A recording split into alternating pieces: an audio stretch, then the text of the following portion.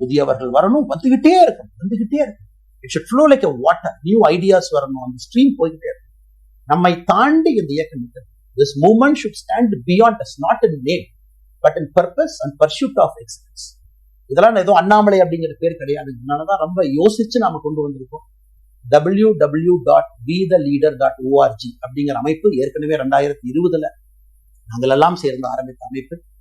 நான் பேசி முடிச்சோம்னா அந்த லிங்க் உங்களுக்கு லைவா வந்துடும். betheleader.org நீங்க உங்களுடைய வாலண்டியரா இன்னைக்கு பொலிட்டிக்கல் ஒரு மூவ்மெண்ட்ல உங்களை நீங்க நினைச்சுக்கணும். நாம எல்லோரும் ஒண்ணு சேர்ந்து பேசணும். அதனாலதான் இன்னைக்கு கோயம்புத்தூர்ல இன்னொரு அறிவிப்பும் கூட கொடுக்கணும். எல்லாத்தையும் டைரக்டா எப்படி நம்ம பாலிடிக்ஸ்ல கொண்டு வர போறோம். APJ Abdul Kalam centre for ethics and politics, APJ Abdul Kalam ஐயாவுடைய பேருல கோயம்புத்தூர்ல வீத லீடர்ஸ்க்கு கீழே நாம பாலிடிக்ஸ்ல எத்திக்ஸ்க்காக ஒரு சென்டர் ஆரம்பித்து வருகின்றவங்க எல்லாமே இதுக்குள்ள ட்ரெயின் ஆகிட்டான் வெளியே வரும். உள்ளாட்சி தேர்தலில் நிக்கிறாங்க, they will get trained, come and stand in local body election. MLA election நிக்கிறாங்க, they will get trained, they will come and stand in election.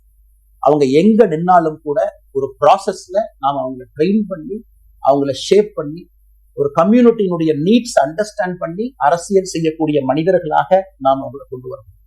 நாம் யாருக்கும் போட்டி கிடையாது.